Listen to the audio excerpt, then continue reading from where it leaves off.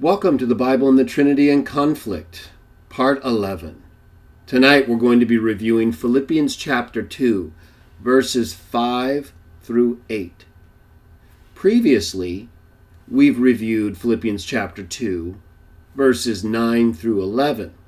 And most recently, we've done several videos reviewing Hebrews chapter 1 through part of Hebrews chapter 3. And in those videos, we discussed how the author of Hebrews starts out presenting the Son as the imprint of God's Spirit being, the character of his hypostasis, his being, which is Spirit.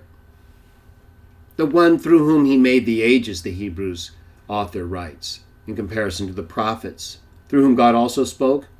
But when he spoke through Jesus Christ, during the time that the author of Hebrews is writing, it's more significant in light of who Jesus, as the Son of God, is believed by Christians, like the author of Hebrews, to be. We agree that Jesus, as the Son of God, is far more significant than prophets, even though what God speaks through anybody is significant. It's just that the one whom the Bible presents as the Son, God's firstborn one, who came from heaven to live as a man and then was resurrected to life by God to sit at his right hand. When it comes to that one, we're presented with his existence with God. In John 1:1, it's described as in the beginning, during the time when Genesis 1 describes God creating all physical things, during which time texts like Job 38:7 say the sons of God were there, applauding. And so John 1:1, as we'll get to in our next video in this series, describes Jesus in his pre-human existence as with God, in that beginning when he made the heavens and the earth. And so the significance of someone like that coming down to the earth is not only more significant than God speaking through angels, but even God speaking through prophets, but even God speaking through angels. Even if God spoke through his Son as one of those angels, as many non-Trinitarians and Trinitarians believe with regard to Jesus' activity in the Old Testament. But the presentation of the Son in texts like John 1 and Hebrews 1, the one we most recently considered, it talks about that Son becoming a man, lower than angels. We talked about how Hebrews 1 builds that up, and in Hebrews 2 it specifically teaches how, in quoting Psalm 8 with regard to humans and how we were made lower than the angels, who are referred to in that text in the Hebrew sense of as gods, lower than gods. The author of Hebrews applies that text, which is originally applied to man in the state in which we were meant to have in subjection the entire earth in a perfect state, like we were originally made. Only we lost that state. And see, we don't have the earth subjected to us in the way we were made, in the way it was made for us. But we believe, like the author of Hebrews teaches, as we have reviewed in our last series of videos in this series, that Jesus became like us. And in dying faithful as the last Adam, a description he's given in 1 Corinthians 15:45, he, unlike Adam, satisfied God's requirement that we not make choices when we can help it that are against him. And so whereas Adam failed in that regard, Jesus did not, and was killed for it, not even allowed to live on, because he was put under so much pressure as a man that they ended up killing him. So it's our belief that when they killed him as a man, he released us from captivity in the sense that as humans born from Adam, we die.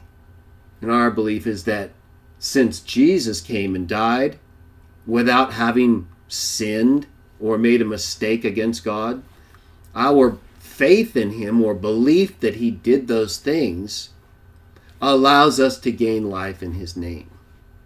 And this name is one he's been given that, according to the author of Hebrews 1, makes him better than the angels because after his resurrection, he has been entrusted with all authority in heaven and on earth to sit on God's throne and to allow others to come and sit on God's throne and rule in heaven and administer God's will. That's why God anoints him and positions him as the king in fulfillment of all of those messianic texts that we reviewed in our series on Hebrews 1 and 2. But in Hebrews 2, we saw the application of Psalm 8 and how the Son became like us in all ways, but without sin. He still had to become like us to relate to things that we have to go through so that he can not only, as the enthroned king, administer God's will, which is better than the angels or even his role as one of those angels, acting as a messenger, not as the king, acting as the Father on his throne. He's better in that way. But before that happened, before he became better than the angels, he became lower than the angels. Hebrews 2 explicitly teaches that, both in its quotation of Psalm 8 and its application to man and Jesus when he became like us, so that he could both rule as king and offer sacrifices on our behalf while we're still us. Whereas he's now in heaven, in our view, at God's right hand or on God's throne, helping us get through the time that we have. But when he was on earth, he was lower than the angels and then became better than the angels. In Philippians 2, 9 through 11, the text we considered in part 3 of this series on the Bible and the Trinity and conflict, the reason I did that video before Philippians 2, 5 through 8 is because it fits more in line with the discussion that I just summarized of Hebrews 1, 2, and part of 3. Because Philippians 2, 9 through 11, as we reviewed in part 3, shows that after Jesus' resurrection, he, like Hebrews 1 teaches, became better than the angels, received a new name, but it's to the glory of God the Father, not him. Everything he's doing is to the Father's glory. And so it's okay. There's not a separate God getting in God's way. It's his Son. It's his firstborn that he's appointed, who, according to Hebrews 1, is the imprint of his being. He was so faithful, gave his life, and the Father resurrected him. Just like Philippians 2, 9 through 11 teaches. But now we're going to take a closer look at the time before he became a man. We're going to look also closely again at the time when he became a man. But we're going to look a little more closely at this time before he became a man. And that's going to prepare us even more for a further discussion of that issue in John 1. So let's go ahead and bring up Philippians chapter 2. First, I'm going to read it from the New World Translation. I'm familiar with the New World Translation. I believe it's gained an unfair reputation in many respects, but I don't believe it's perfect. And in this case, I don't 100% agree that the reading in the NWT of Philippians 2, specifically verse 6, is the best one. It's possible, and I don't think it's wrong, but I'll explain further as we go along. So I'm using the NWT, but I'm not necessarily in 100% agreement. I use it because often I am in agreement with it, and I'm able to defend why. And it's a good source of comparison for other translations because it helps us show the differences that often come up in this discussion between Trinitarians and non-Trinitarians. So let's take a look. Our subject texts, Philippians 2, 5 through 8. Let's just go ahead and read them.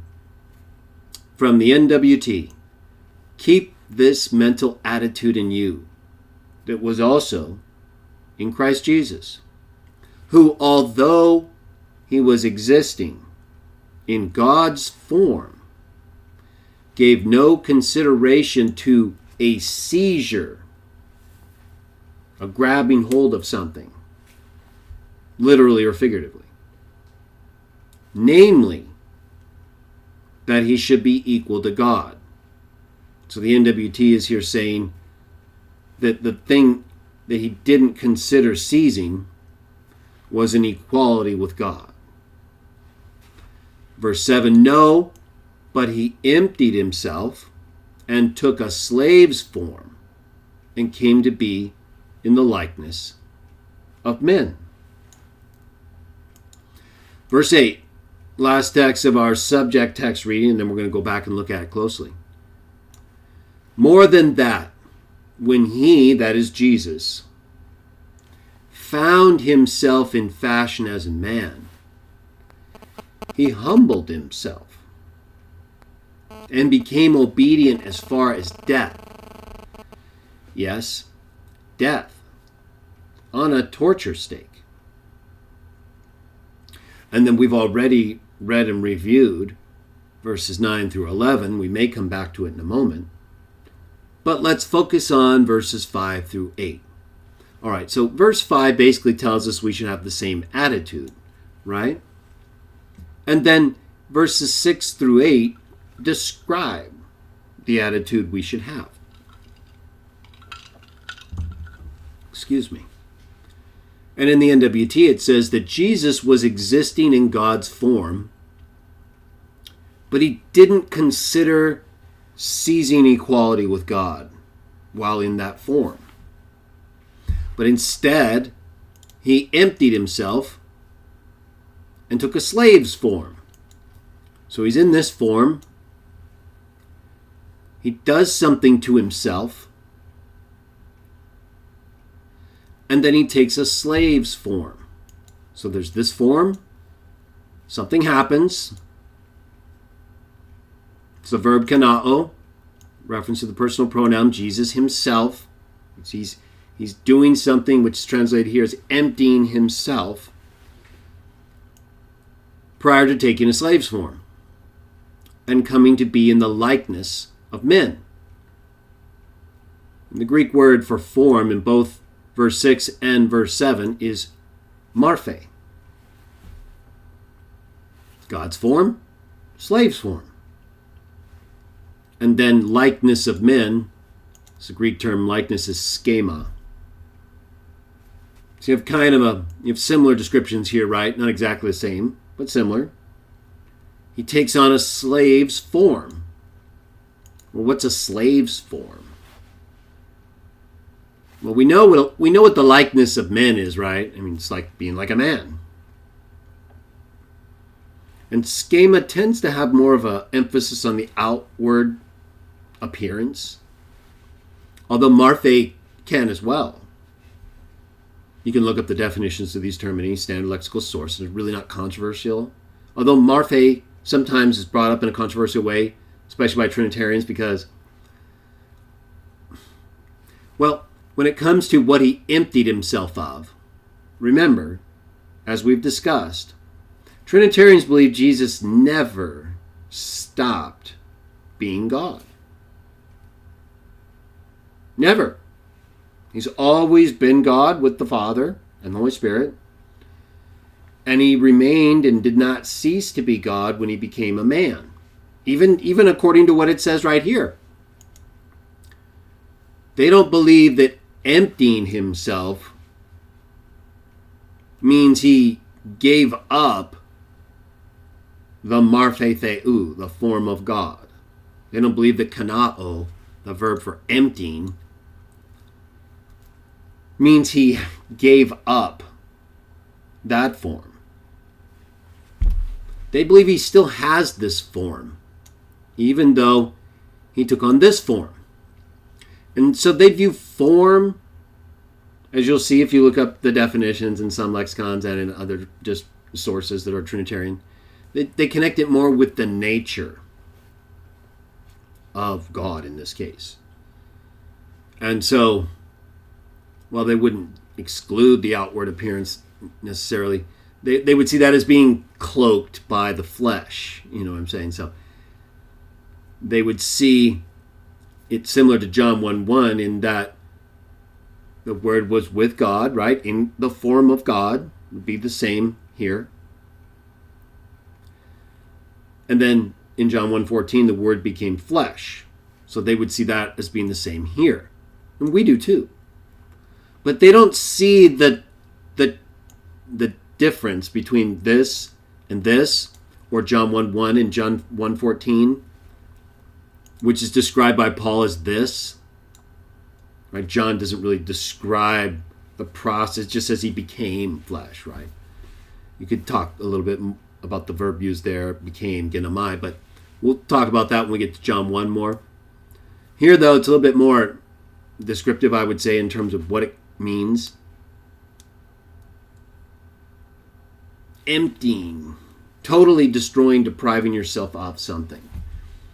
Trinitarian, even as strong as the verb kanao is in that regard, and you can look it up again in any standard source, it's not controversial, but the way they apply it is more limited. Right? So that they would apply it really almost in the sense of how he covers it up. Right? He limits himself, is how they talk about it. So he's in God's form, according to Trinitarians, which they mean more as like part of, the second person of the Trinity. He has the nature of God. That's kind of how they see Marphe here, even if they would grant some external association. The fact is that they see this as meaning he has the nature of God. He exists with the nature of God. And when they see verse 7 say, he emptied himself, they don't see that as him setting that aside. They don't see that as like he's rich, sets aside all his money, no longer has it, and now he's poor. Whether or not they connect that text with this, I'm using it because I believe it fits, which is what Paul says. He was rich, he became poor. This is exactly what it's talking about here, but that's figurative sense. So in any case, they don't see Jesus losing this when he becomes this. They believe that the emptying of himself means he limited himself. He cloaked himself basically in the flesh, and so you don't see the divine nature. Some would say that he released it like at the transfiguration, But that's not what that text says, nor do any of these texts say that. Right? That's just how they would cite that probably as an example of what they're talking about. The text doesn't teach that's what it is, but they believe that's what it is. All right.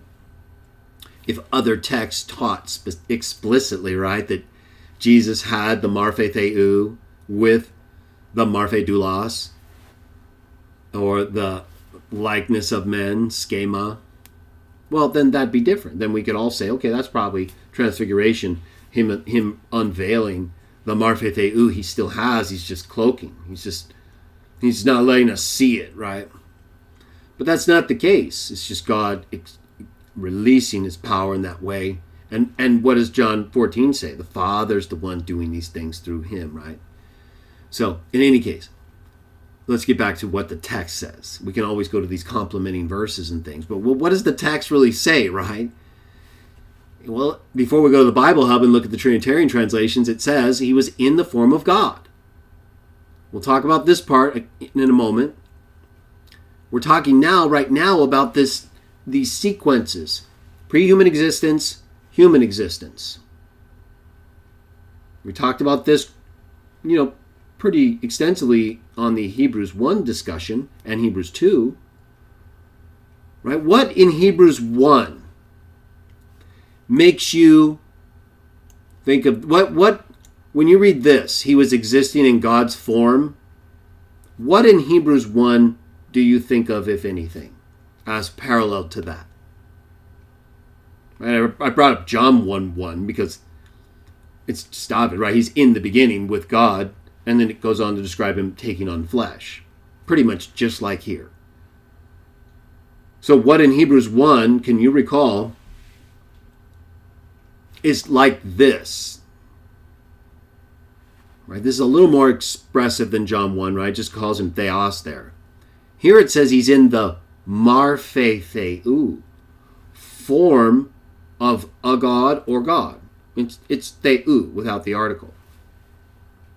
And so he's either in the form of a god like one of the sons of God who are gods, right? Spirits. Or he's in God's form in some way. What way could he be in God's form that you can think of? Specifically, Hebrews 1. The character, right? Ha ha! Isn't this pretty much saying the same thing? If it's not saying he's in the form of a God like the sons of God have the form of God, being sons of God, spirits made in his image. If it's not saying that, if it's not specifying him individually as having a form, a spirit form like a God, and contrasting that with a form that he takes on like a man, which is very possible. No reason it couldn't be. Be fit and consistent with John 1 and with John 10. But how could he be existing in God's form if we left it like the NWT translates it? What in Hebrews 1 would fit that concept? Character, like I said, right? So if he's the exact imprint of God's being, like Hebrews 1 says,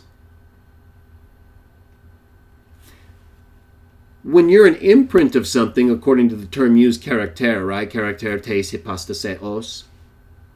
In the meaning of the term character, it's like the imprint of a seal ring into wax, so that you seal a letter and they know it comes from you because you have the ring.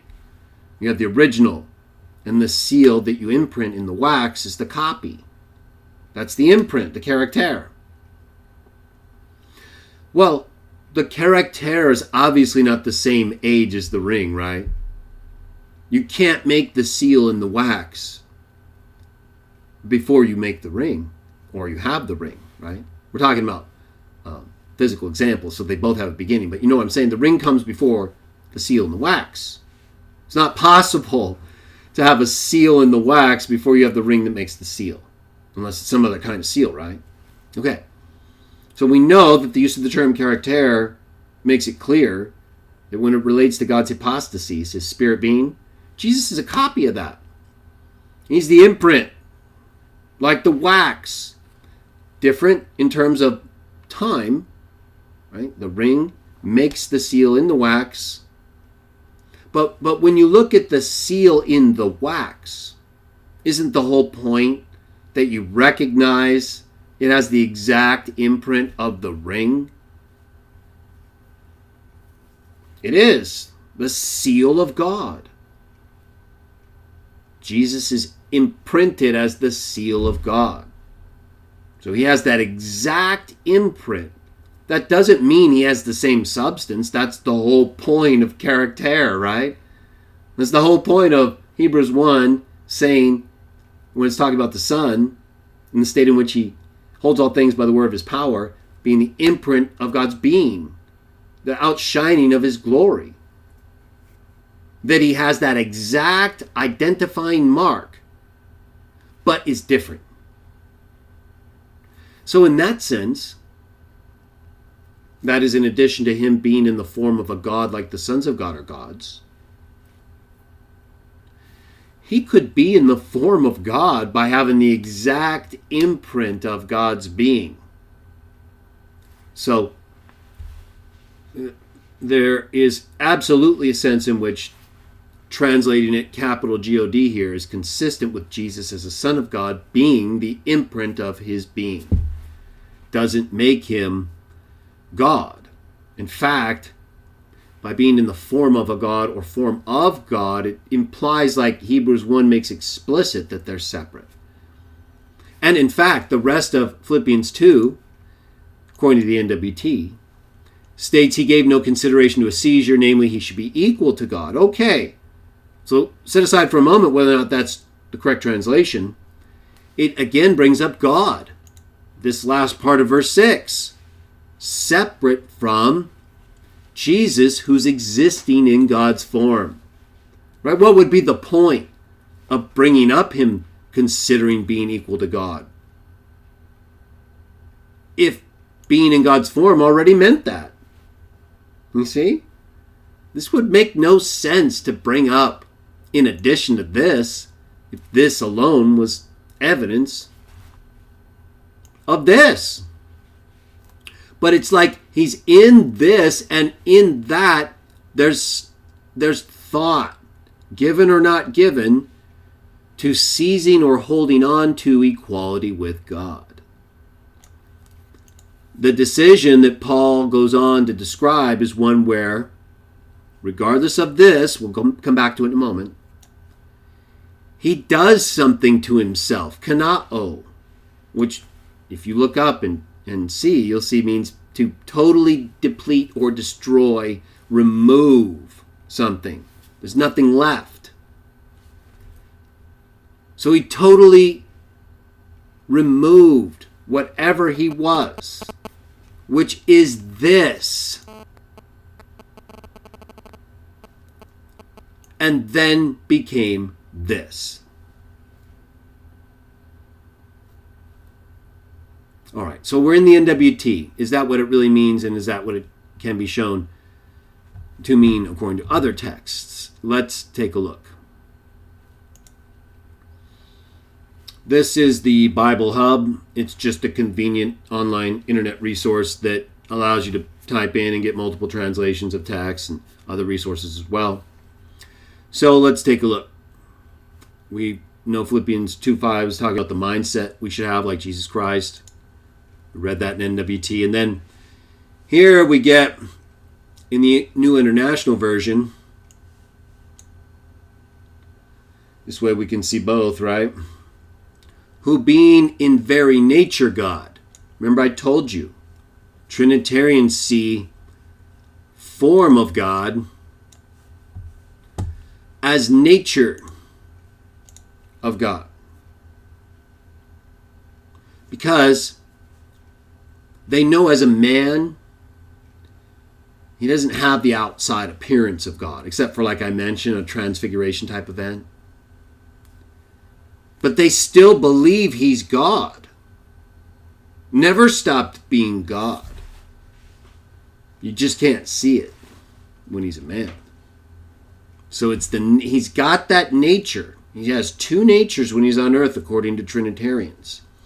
He's not setting aside his divine form or nature, or stopping being theos, right? Which is why John 10 and John 1 link up so well, right? Because you can show in both cases, with respect to theos, the context shows what he's talking about. And in Trinitarian's case, they believe in both cases it's applying to his divine nature, even as a man, because he has two natures, according to their view. So they don't see Philippians 2:6 as him, or I should say 7, giving up that form of God in 2:6 and then taking on this form of a man. That's why New International Version, right here, who being in very nature God did not consider equality as something with God, something to be used to his own advantage.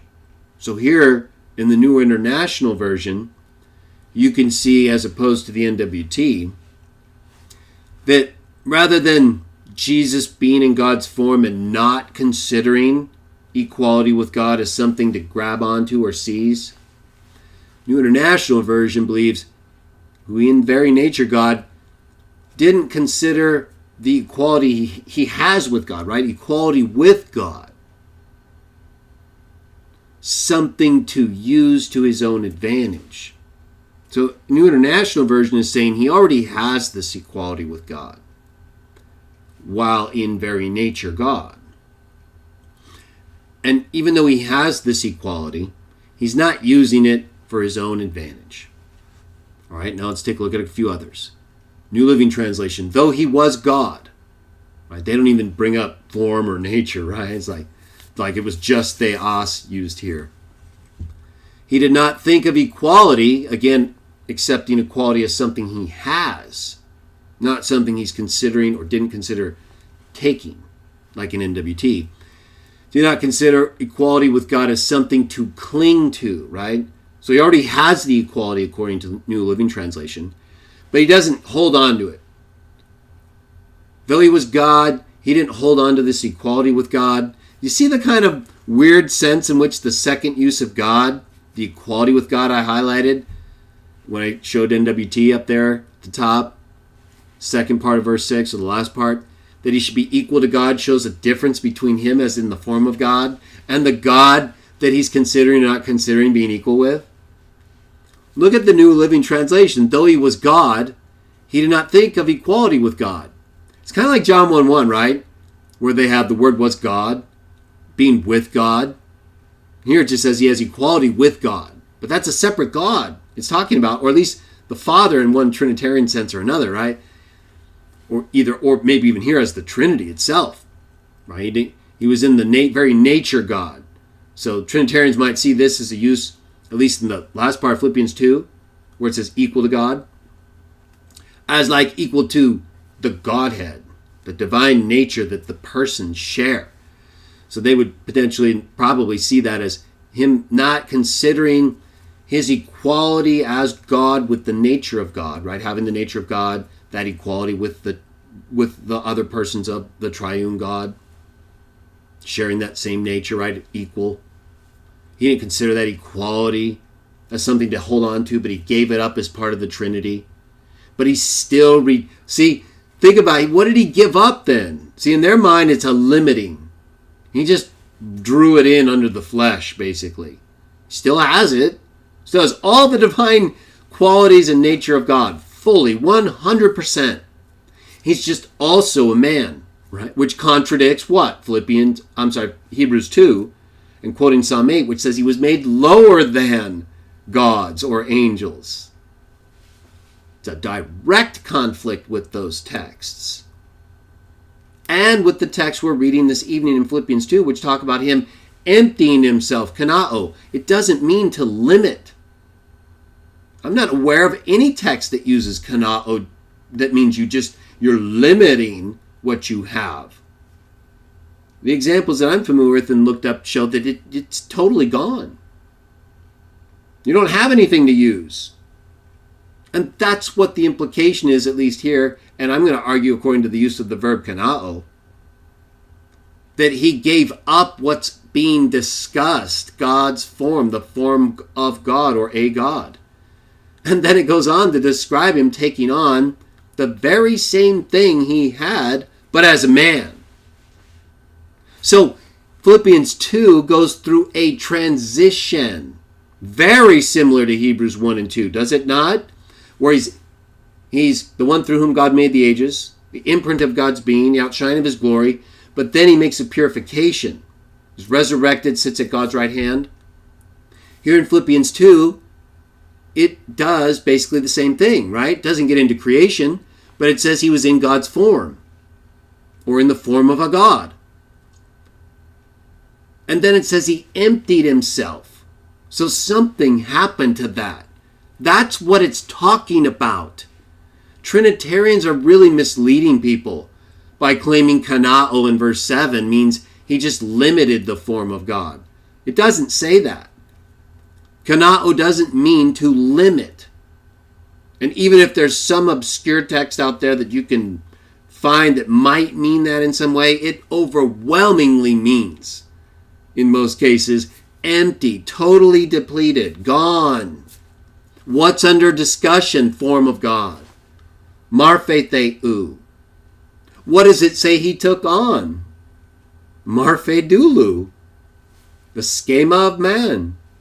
So it's very clear, just on its face, without any translation issues, which we'll get to in a moment with regard to the second part of verse 6. That aside, it's very clear, is it not? He's in the form of a God or God. Either as one of the sons of God or as the imprint of God's being. And then he empties himself, kanao. Well, the only thing being talked about is the form of God.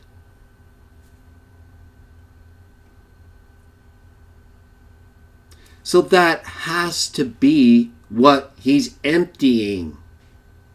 That's who he is. It says he emptied himself. Which is in verse 7. And it uses the pronoun eautou, of himself. It says he emptied himself. Well, what did he have? The form of God. The form of a God. There's nothing else being discussed. That's him. That's himself. There is no other self before the rest of verse 7. Verse 6 is himself, that he was in heaven, in the form of God, imprint of his being, or as a son of God, spirit being. He emptied himself. That's himself, the Marphe theou. There is no other self. Don't forget that, because Trinitarians do. And they try to argue that he didn't empty himself of the Marphe theou, right? Because that would be what? According to the NIV, the very nature of God. He can't give that up. Not because the text says he can't give it up. The text say he did, right? We know that. It's explicit. Hebrews 2, probably the most obvious. It quotes the text that makes that so obvious because it's talking about us in relation to angels as gods, whom the Son of God was, according to him in John 10, and the text he uses to defend himself against the Jews' accusation against him. He's the one who says he was like them in that way. So if he gave up being that way, why do Trinitarians believe he still is God while a man? It's not because of the text, as I was saying. The text makes it explicit. Hebrews 2, Philippians 2. He became lower than the angels. He gave up the form of God, of a God, being the imprint of God's being, being the Son of God in heaven. He gave that up and took on what is described for us probably best in what? Isaiah 53. He took on the form, Marphe, of a slave, doulos. The likeness of a man. Right? He didn't become human, take on flesh as a man, and have the outward appearance and nature dispositionally of, say, a real king. Right? Prophetically, of course he's a king. But he wasn't appearing and manifesting as a king. Does Isaiah 53 describe someone who is viewed outwardly and dispositionally by others as a king? Why does it say a slave's form then, right here? And I think you'll find that if you read in Isaiah 53, that's a slave's form, not a king.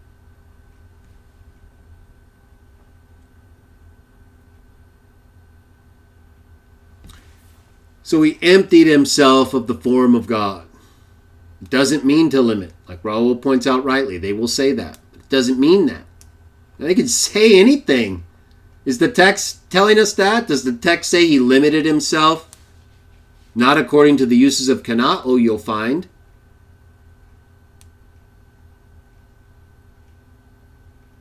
What tells him that then?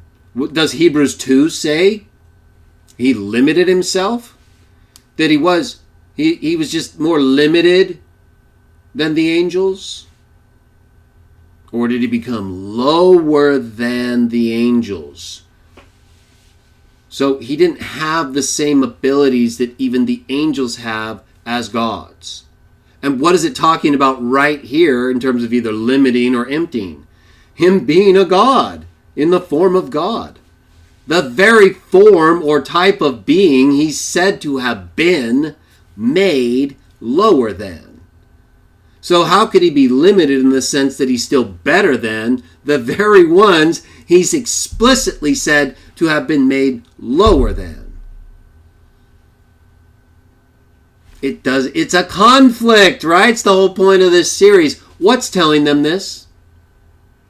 What's informing the Trinitarians and making them see kanao as limited so that he can still have the nature of God while having the nature of man, which are two different natures, right? Which is why Paul says he has to empty one before he takes on the other. Right? What would be the point? Why not just say what John says? Word became flesh. And I'm going to argue that still implies it became something different. We'll get to it. But this is even more explicit, right? Talking about him emptying himself, kanao. That does not mean limit.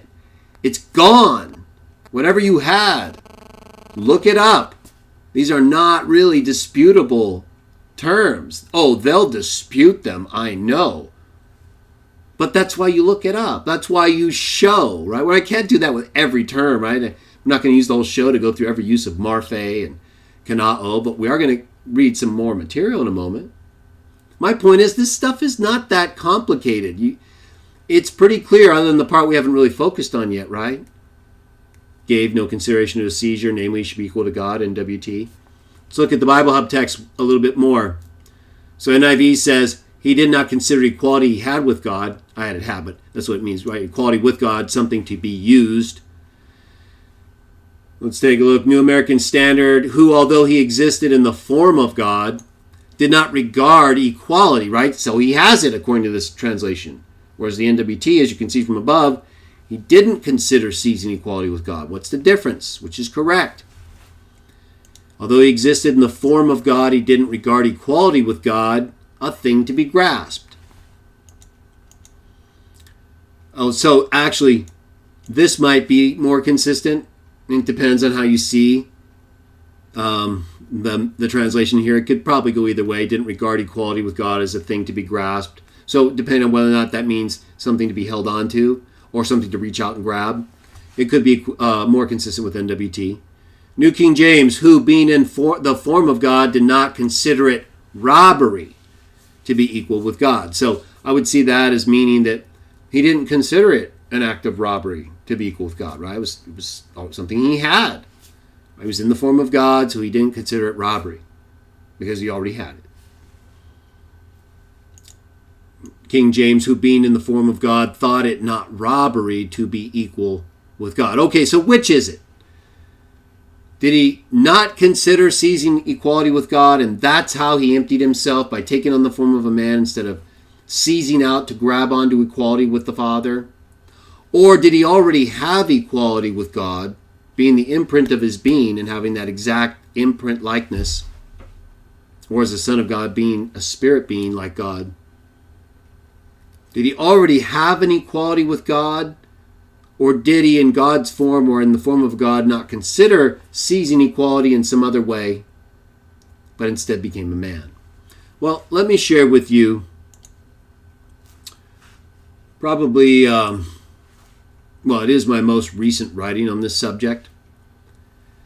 I have discussed this issue elsewhere, both in my 3 dissertations, as you'll see referenced in the note below, and in an online writing called Upon the Lampstand, which is on my Elihu Books site, where I have several papers. I haven't added to these papers in a while, but they're still usable and fairly recent.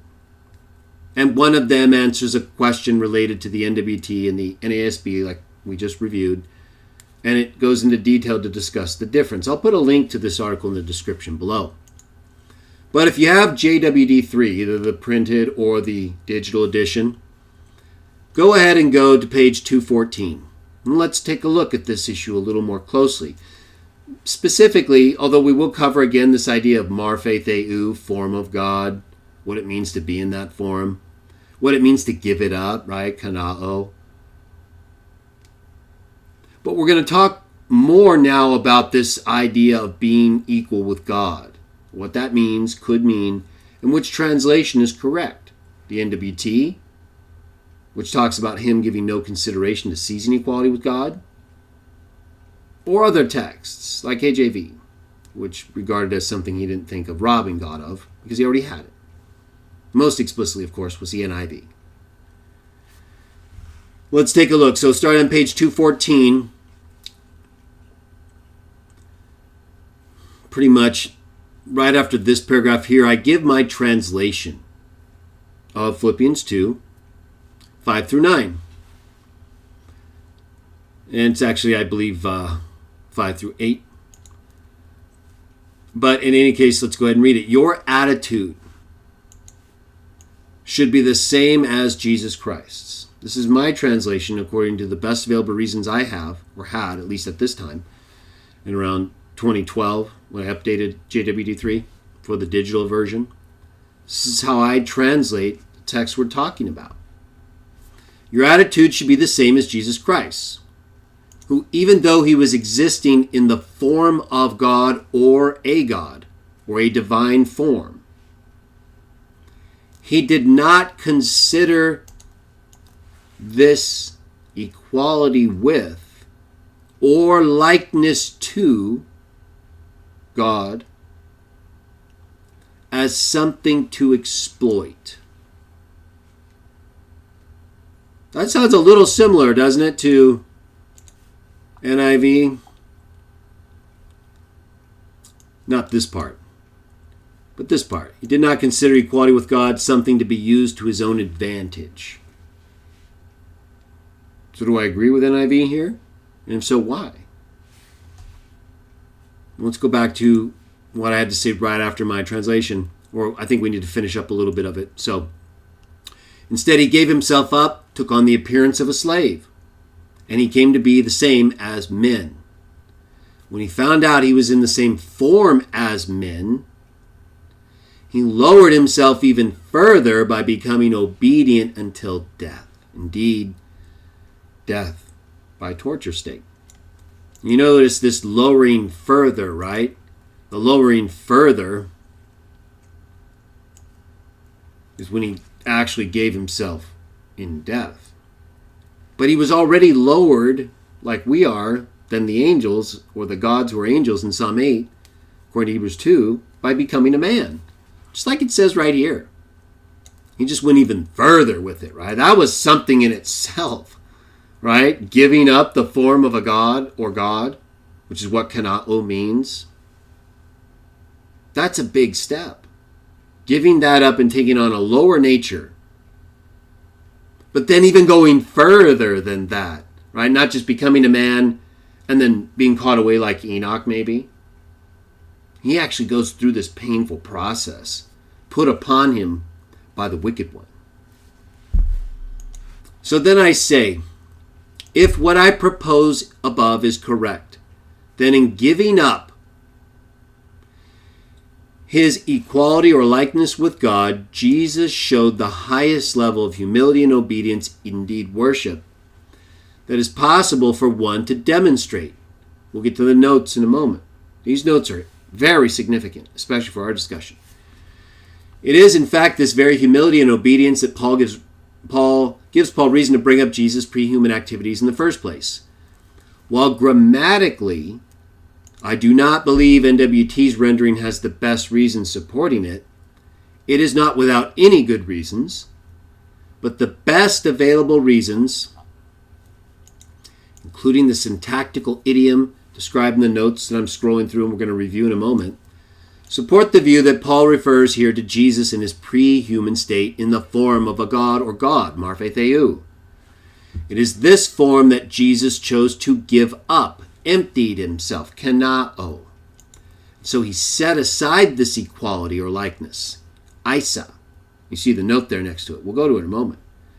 He set aside, according to my view and translation, the equality he had with God in terms of his form. And by equality, isa doesn't always mean like exact. It means also likeness, as I'll show in a moment. Just like in Hebrews 1, when it says, regarding the Son, he's the imprint of God's being, right? That's in one sense exact because of the outline of the image, right? But it's not really the exact same thing. It's like it. It's the exact same outline in another thing. So likeness, equality, you have to consider that and how there's a fine line between the two, and neither one necessarily means exactly the same thing. Jesus can be equal to God in form in terms of him being the outline of the imprint, which is what Paul says. So they're basically saying the same thing, only in different ways, and differentiating Jesus and God as God, just like John does. So then I go on to say,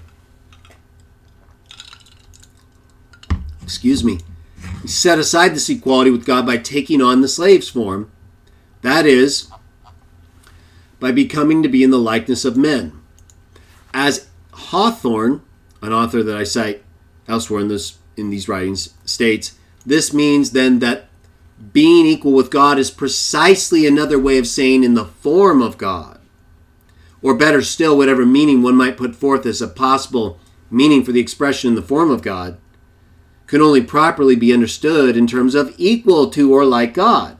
In other words, he's pointing out what I'm saying, that the equality is specific to the Marphe Theou. That's what it's talking about. That's why NIV wants to use nature there, but Marphe really means the form, the outside form, and which is obviously reflective of the nature, right? You can't have the form without the nature. So it's not exclusive of the nature. It's just that NIV, being a Trinitarian Bible, basically, is going to allow people to think in terms of the Trinity that it's the equality that they have as persons of God.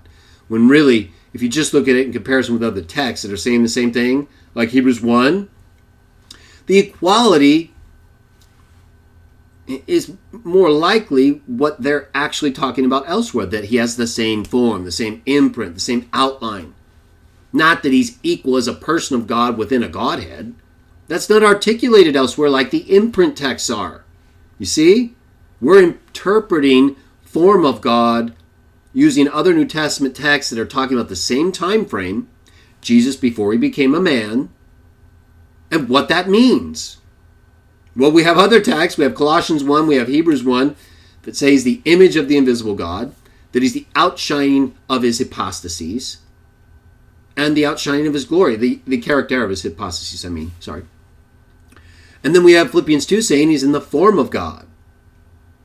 And according to the way I see it, and other texts see it, even though we see nature differently, right? I don't see it in a Trinitarian sense.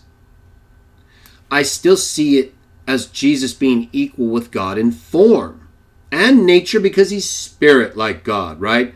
So now let's talk a little bit more about being equal, right? And so he talks about, he goes further, he says, in the form of God can only properly be understood in terms of being equal with God and vice versa. Okay, so then I've explained how Marphe really involves the outside form and not to the exclusion of the interior nature. And I have a note at the bottom here, note 11, which states Marphe can mean simply appearance without implying that the appearance reflects the actual nature of a person or thing. And then I cite Mark 16:12, the longer ending, where Marphe does not reflect a person's underlying nature, since there Jesus had already been raised to life as a spirit being. But he's appearing in a human form, you see? So it's not reflective of his inner nature there. It's his outward appearance. We have other texts where Marphe is used. So I discuss it relative to different texts, right? For example, you have angels in the Old Testament that take on the form of a man. They can actually have the nature of a man and eat. But they're not actually fully human like Jesus became when he came to the earth. So there's this, it's not quite exact in terms of the connection between the outside form and the underlying nature in terms of Marphe. But I do discuss it further there and give the example of Mark 16:12, where it doesn't appear at all to reflect the underlying nature and only the outside form. Now, if we look at this term Isa, it's this note down here, and I'll try to bring it up a little bit bigger, but you should be able to read it. And if you have my text, I don't want to get it too big, so it's off the screen. But it says the Greek word Isa, used in Philippians 2, the text, part of the text we're reading, can mean either equality or likeness. And then I cite all of these texts that you can look up and see, where the Greek word Isa, just like in Luke 20:36, is used not in terms of exact equality, like in every respect, but in the sense of likeness. Where in that text that I reference in Luke 20:36, it uses Isa to mean that those who die and are resurrected are like angels because they don't marry or are given in marriage, and because they can neither die anymore. Right, so they're like the angels. But the angels aren't like that. It doesn't say those who are resurrected become like the angels in every respect and are equal in terms of like a messenger role. They're equal in these specific respects that Luke 20:36 talks about, that they neither marry nor are given in marriage. Right? And so, just like in Philippians 2, the specific use of Isa is about the form Jesus had. And I see that as very much similar, if not the same, as in Hebrews 1, where he's the character of God's being. It's exact, but in a different form, in a different substance, right? Separate spirit. Trinitarians don't believe that, but they don't have the biblical text to support their view. We do. Right? So you have all these texts you can use to show that Isa doesn't always mean equal in the exact sense in which Trinitarians want it to mean in Philippians 2:6. Excuse me. So now let's take a look at this issue of the translation in terms of whether it should be translated, gave no consideration to a seizure, namely he should be equal to God, or as we read from the Bible Hub, did not consider equality with God something to be used to his own advantage. Let's take a look at this note here from my JWD Defended, Jehovah's Witnesses Defended JWD. It starts on page 215. I'm going to read this note. We're going to go back to the texts, summarize what we've learned and discussed about them, how it conflicts with the Trinity, and then we're going to wrap it up. So pay attention, because this is the most technical part of this video.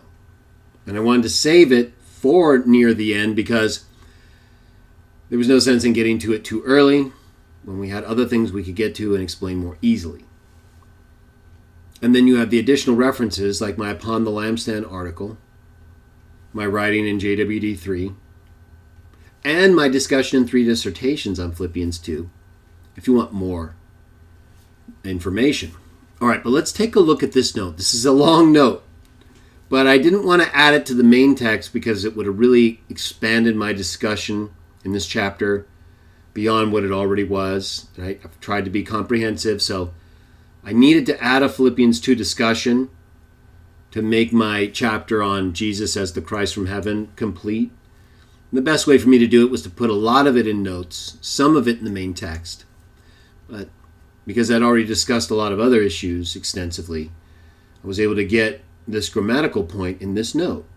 And if you haven't reviewed it, this is the note that's going to give you the information, along with the information in 3 dissertations and my Upon the Lampstand article, that will give you the information to explain my translation and why I don't think NWT's translation is the best. Now, I know that Rolf Feruli has written in defense of the New World Translation's rendering of Philippians 2. And I discuss why I disagree with Rolf Feruli, starting in note 8, the bottom of the same page, 215, and then going all the way in through. It's another long note, but I didn't want to, again, busy up the main text more than I needed to already. But I go into it in pretty good detail. So I'd encourage you to review that note. I also discuss Jason Badun's writing on this subject, and I disagree with both of them, and I explain why right here. So if you want to know more about why, just review that note. All right, now let's go back to note 7 and review together the most technical information so that I can help explain as necessary why my translation and translations like NIV differ from NWT, and why I don't agree with NIV, of course, in terms of what they mean by nature of God, in very nature God. I don't disagree with their translation of the second part of verse 6. So let's get into it. The syntactical question, the word order, the grammar of Philippians 2 hinges on whether we have an idiomatic, like a way of speaking common to those who spoke Greek, that to us who don't natively seems a little odd, but to them made perfect sense because it was a way of speaking. The question of Philippians 2 hinges, I believe, on whether we have an idiomatic usage of a particular verb, like a way of using it, something common to their speech. Whether we have an idiomatic use of hegeomai, which in this instance means to think or consider, right? Like NWT gave no consideration. That's the verb hegeomai. By idiomatic, I mean a usage that conforms to what we find elsewhere regarding less disputed instances, a way of speaking, right? What we find elsewhere in Greek. Regarding hegeomai with what's called a double accusative. Okay, so what that means, so I can bring that up and give you the terms here. It means that when you have the verb hegeomai, it's not just directed towards one direct object in the accusative. So accusative is a case in Greek that can mark the direct object of a verb. So what is being or not being considered? What's the object of that consideration? Well, being equal with God, right? He either did or didn't consider being equal with God as something to grasp or cling to. The being equal with God, those words in Greek are in the accusative. It's ta enai isateo. So it's known as an accusative expression. The verb hegeomai has 2 accusatives. One is the object, one is a description of the object. The question here has to do with the meaning of hegemai, where one articulated, right, with the article. That's what that means. Anartharous means without the Greek article. And artharous or articulated means with the article. So like in John 1:1, the first use of theos would be articulated or artharous. And the second use of theos for the word is considered anartharous, without the article. In this case, one of the accusatives, in this case specifically, the one following hegemai, which is the being equal with God, what I quoted earlier, ta enai isateo, that accusative expression that follows hegeomai in the Greek text has the article, right? Ta. Ta enai isateo, the being equal with God. That accusative follows hegeomai. And then there's another accusative, right? The double accusative that doesn't have the article or is anarthrous. And that accusative precedes hegeomai. And in the Greek text, it's kind of small, harpagmon. Harpagmon hegesata tai enai isateo. So you have harpagmon, which is the word in the NWT translated a seizure. He did not consider a seizure, namely, to be equal with God. So NWT sees harpagmon really as the direct object. He didn't consider a seizure, namely, to further explain or describe the seizure, that he should be equal to God, the thing he's seizing. That's how NWT's translation basically stacks up with the Greek. In my translation, let's go to that for a moment, did not consider this equality as something to exploit. I see it differently than NWT. So whereas NWT sees, again, the seizure, harpagmon, as the direct object, he didn't consider a seizure, namely, he should be equal to God. That's the predicate, the second accusative, the predicate accusative describing harpagmon. I see ta enai isateo, like I was saying originally before, but I was getting ready to talk about the NWT, so that's what I meant when I had to change kind of what I was talking about and how it wouldn't be the direct object when I was about to discuss the NWT. But after explaining what I meant there and why there's two accusatives and how you could consider either one really as the direct object and the other as the description of it. So NWT considers harpagmon as the direct object of hegeomai, consider, and being equal with God is the description of hegeomai, of harpagmon, the thing that he, in their view, didn't consider seizing. Didn't consider seizing an equality with God. He didn't consider a seizure, right? It's not seizing as a verb, it's harpagmon, a noun. It's related to the verb harpazo, but it's a noun. He didn't consider a seizure. That's why robbery, he thought it not a robbery or robbery. There's a verbal idea, of course, but it's really an object. He didn't consider this as either something he had or something to grasp. Right? I translate it as he didn't consider this equality. That's the direct object, the being equal with God. He didn't consider that direct object, being equal with God, as the description or predicate, something to exploit, harpagmon. So let's go back to the note.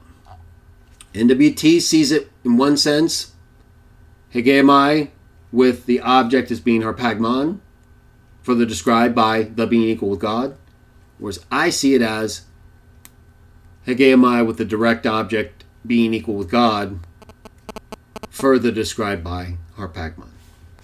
And I believe the same thing is true with the NIV. He did not consider equality, right? That's the direct object.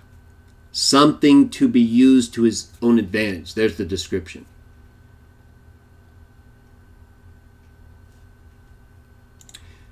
English Standard Version, he didn't count equality with God a thing, right? Harpagmon, again, a noun, to be grasped. That's what they're getting at when they write a thing to be grasped. But again, you have the direct object accusative of hegeomai. He didn't count hegeomai equality with God, ta ena isateo, a thing to be grasped, harpagmon. So, which is it, right? Is it just so open that it could be either one, that the direct object of hegemai could be the being equal with God, and the predicate of being equal with God, harpagmon, or the direct object of hegemai could be harpagmon, further described by the being equal with God? Let's go back to the note, because there is a pattern, a usage, an idiom that helps us narrow this down so that we can better decide which one, which is what I use as the basis for my translation. And that is where we have a double accusative construction with hegemai, like we've been talking about. Remember, this is the most technical part. Whenever we have a construction like we've been talking about, hegemai, a verb with a double accusative construction, one is an object, one is a predicate description of the object. Whenever we have that with hegemai, it appears the accusative which follows hegemai always serves as the direct object. That would make the being equal with God the direct object, like in my translation and in those we reviewed on Bible Hub, but not like in the NWT. That doesn't mean NWT is just totally wrong, right? Because, again, you're dealing with a double accusative construction. And as a translator, you have to make a decision on which accusative it is when you're considering its usage, the double accusative construction with hegemai. But there's a pattern of usage often that comes up, most often when we discuss things like Sharp's rule and others, but there's other patterns of usage that can help you narrow down idioms and ways of speech that are more common and likely correct than others. And so that's the case here with hegemai in a double accusative construction. So it appears that when that's the case, when you have what we have in Philippians 2:6, that the direct object is always the accusative that follows hegemai, not the one preceding it, like harpagmon, a thing to be grasped or clung to. Predicate accusatives describe direct objects, right? So depending on which one you take as the direct object in Philippians 2, the other one is describing it. So he's either considering a seizure, namely, he should be equal to God, or he's considering his equality with God something or something not to seize or grab onto, hold to, retain. Then I cite Roy Hoover's article in the Harvard Theological Review, who first proposed just such a view like we're talking about, where you have the double accusative construction with hegemai, the accusative following hegemai, in this case the being equal with God, is the direct object, and the accusative preceding hegemai is the predicate accusative describing the direct object. For example, as given in the article by Roy Hoover, in Isidora Pelusium, 4th century CE, we read, E hermaion hegesata tai enai isan, if he considered being equal a treasure. Right? So here you have the verb hegesata, which is a form of the verb hegemai, just like in Philippians 2. And just like in Philippians 2, you have following hegemai an articulated accusative object. So it shows the pattern of an articulated accusative object following hegemai.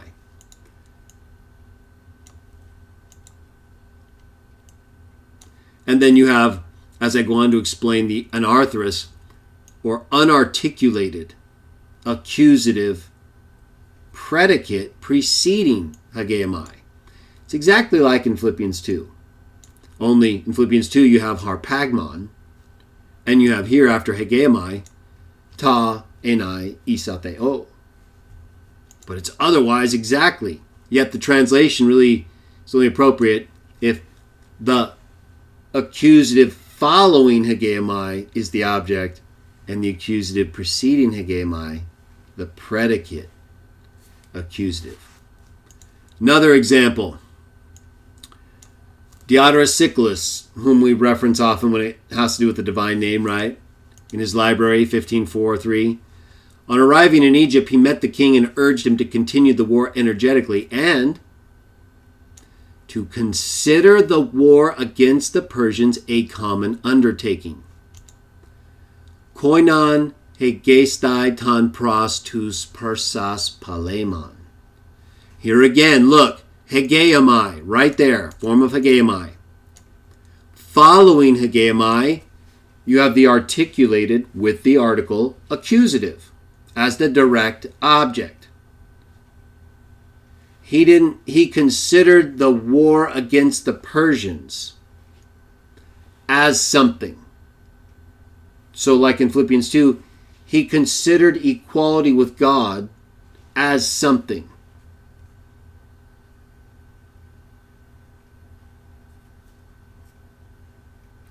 Considered or didn't consider, right? Negative or positive. Either way, my point is that in the syntactical components, it's the same, right? So hegemai, in this instance, in Diodorus, shows that the direct object, the war against the Persians, that's your object of hegemai. He didn't consider the war against the Persians as a common undertaking. It wasn't a common undertaking. The war against the Persians wasn't considered a common undertaking. The equality with God he did or didn't have, he considered it or didn't consider it a seizure or something to cling to. You understand how I'm going? So the NWT wouldn't be consistent in terms of the syntactical pattern of hegemai with the articulated accusative following it being the direct object, because they view in the translation harpagmon, the unarticulated without the article, accusative preceding hegemai in Philippians 2, as the direct object in their translation. He gave no consideration to a seizure. I want to make sure I didn't turn the sound off. Namely, that he should be equal to God. He considered the war against the Persians. He gave no consideration to a seizure. See? Hegemai, consider, and the direct object, war against the Persians, to a seizure. They're being viewed as the direct object. The direct object is being equal with God, or not being equal with God, which is then further described by harpagmon. Let's go further with the note before we get to that. So, one more. In Josephus, War of the Jews, he writes, to consider the harm of your friends as your own. Here, the anarthrous, predicate accusative, without the article, accusative case term. The anarthrous, predicate accusative, oikeon, one's own, precedes hegemai. And hegemai is again followed, in this reference by Josephus, by an articulated with the article, accusative object, tein blaben, the harm. Consider the harm of your friends as your own. There's your predicate accusative. Consider, hegemai, the harm of your friends. There's your direct object. As your own. Predicate accusative. So it really is the same syntactically as Philippians 2. All of these examples that I describe here are. Therefore, it seems likely that the anarthrous, accusative, hegemai, articular, accusative construction always conforms to the previously described usage.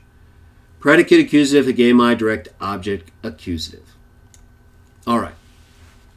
So that kind of discusses or deals with the whole translation of verse 6 in terms of this part. Right? So here's hegemai. Gave no consideration to a seizure. In the negative, right? He did not consider hegemai. What? What's the direct object of him not considering? In NWT, it's harpagmon, a seizure. He did not consider a seizure. Namely, it's more explanatory here, right? That he should be equal to God. Right? That's your explanation, your description, the predicate accusative for a seizure in the NWT's translation.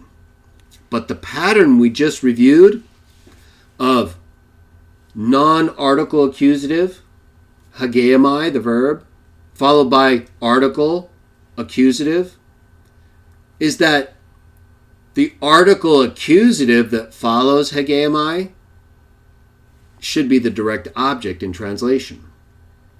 He did not consider the being equal with God as harpagmon,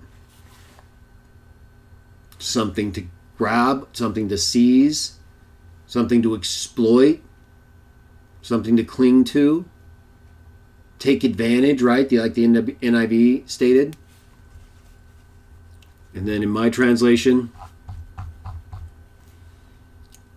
didn't consider it as something to exploit, right?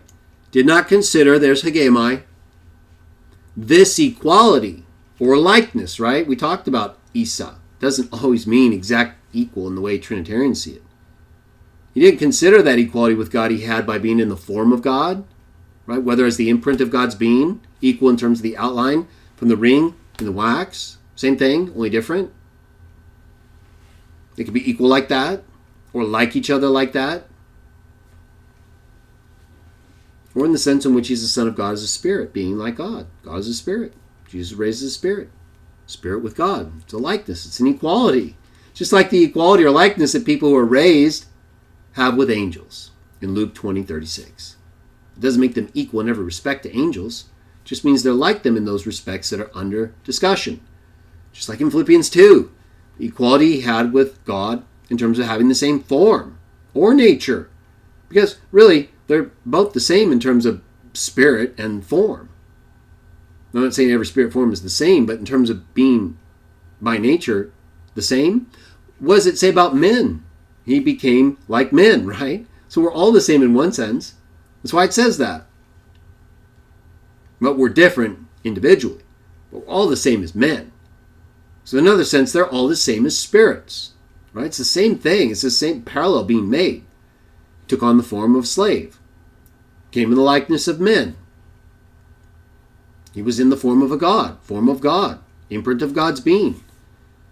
But he didn't consider, in my view, based on the translation information we just reviewed and that I talk about in my writings, he didn't consider the equality of form that he had with God as a spirit, as God, with God.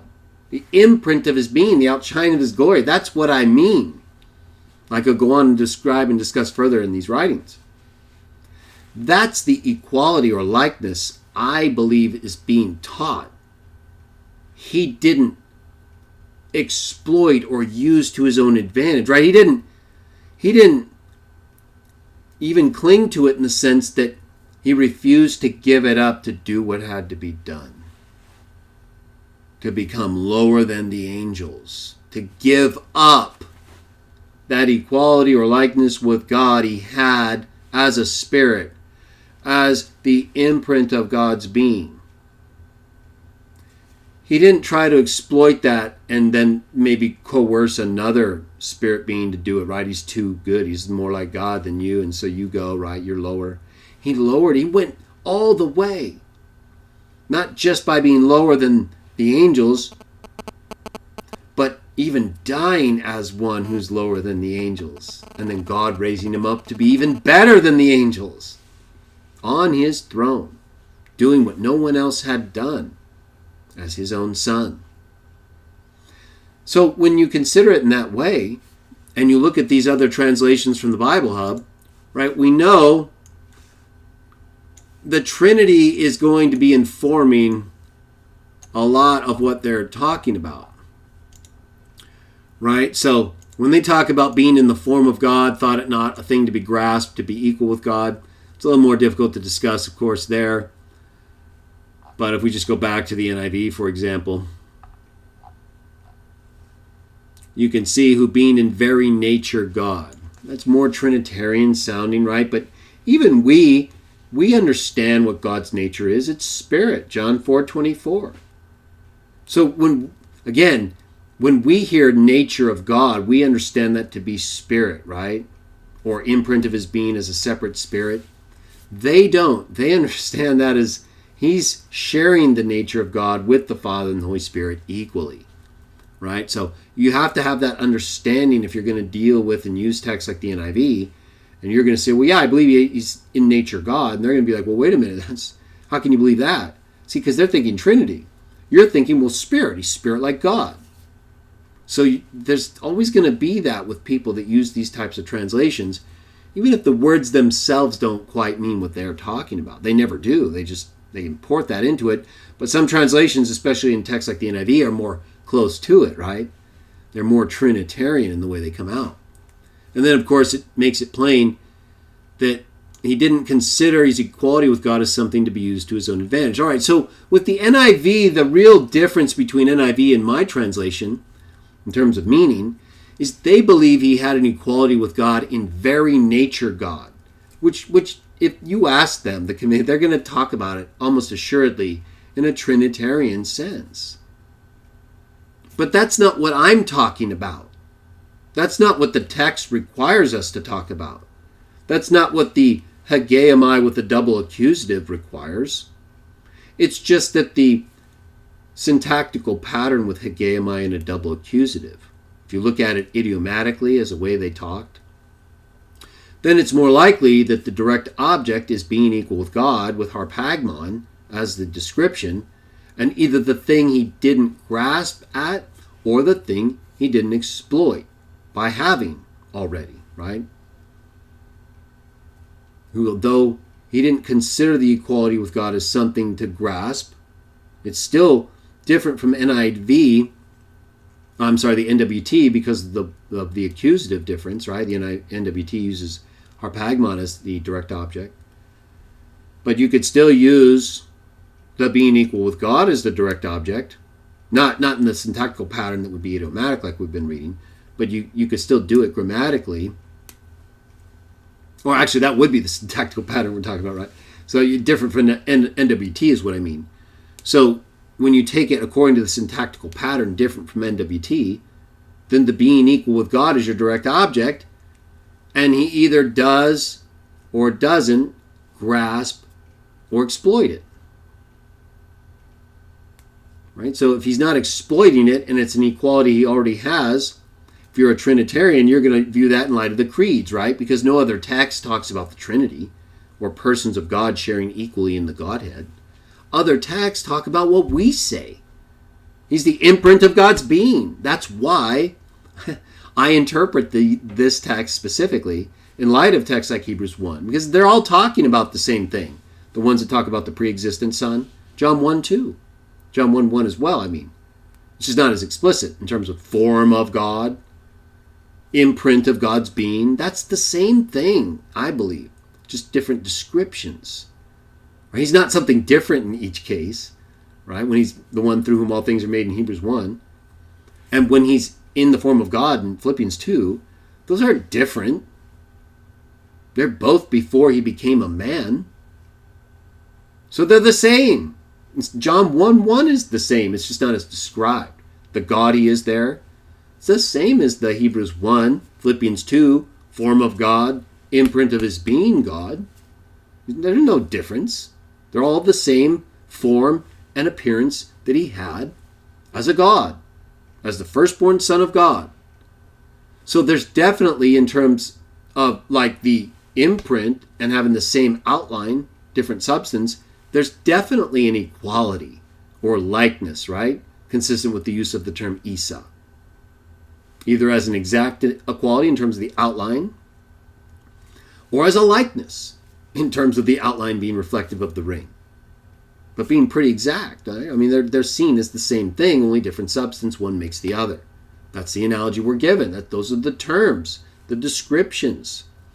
So when it talks about him having the form, the morphe of a God, or God, It doesn't mean something different than Hebrews 1 as the imprint of God's being. That's what he gave up.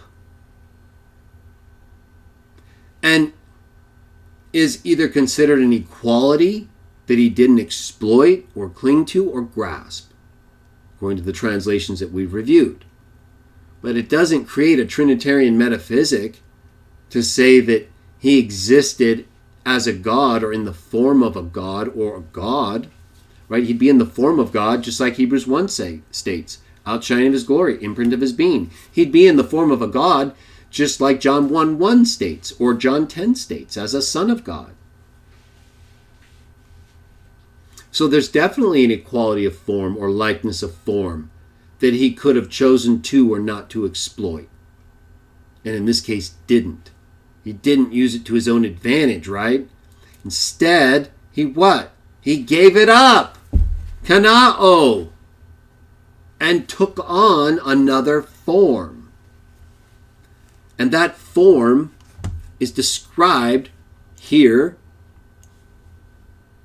and in Hebrews 2. Lower than the angels. Not a God-man. These texts don't say that. No text says that in the Bible. Trinitarians say that in their creeds and councils and writings, and then they interpret the Bible in light of their creeds and councils and writings. The Bible says he was in the form of a God or God, and didn't consider that equality with God as something to exploit or grasp, used to his own advantage. Instead, emptied himself of the very thing that he himself was just said to have had and been, form of God, and became a man, exactly like Hebrews 1 and Hebrews 2 state.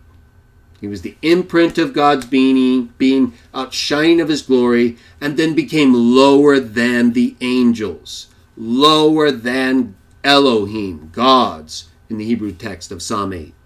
Just like man, not a God-man. That directly conflicts with the Trinity. Just like Hebrews 2 directly contradicted and conflicted with the Trinity when it taught too that Jesus is not part of a Trinity. That he became a man lower than angels, spirit beings, like he was. He became lower than that. He was in the form of a God, but didn't cling to that, didn't exploit it, didn't grasp at it. He gave it up and emptied himself. Totally got rid of it. And then took on the form of a man. Became lower than angels. No longer having the same form as angels. Elohim, Psalm 8, form of a God. Form of God. They're all saying the same thing.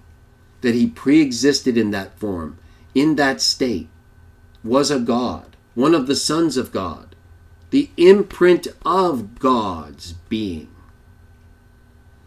And though he was equal to or like God as a spirit being, he gave that up. Though he was rich, he became poor, like Paul elsewhere tells us, by no longer having the things that made him rich, by no longer having the form of a God or God, but by now, like Isaiah prophesied, having the form of a man, a slave's form at that, a lowly man, whose appearance is not pleasurable, according to Isaiah 53, and who gave his life as a lowly man, a slave, for God's glory. Not for his own glory. He didn't come for his own glory. He wasn't resurrected for his own glory.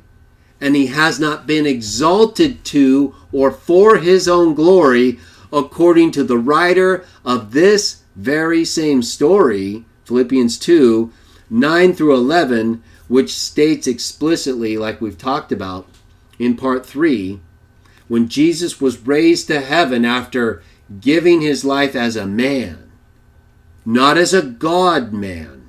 It nowhere says he's that kind of man. When he gave his life as a real man, the last Adam man,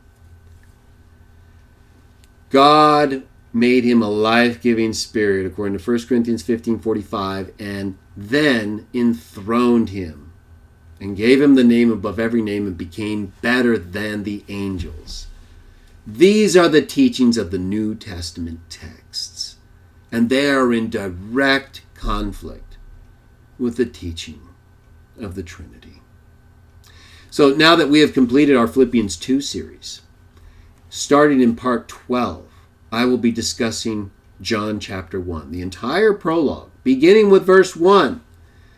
And we're going to discuss all the issues and teachings that are therein presented to show further how the Bible and the Trinity remain in conflict.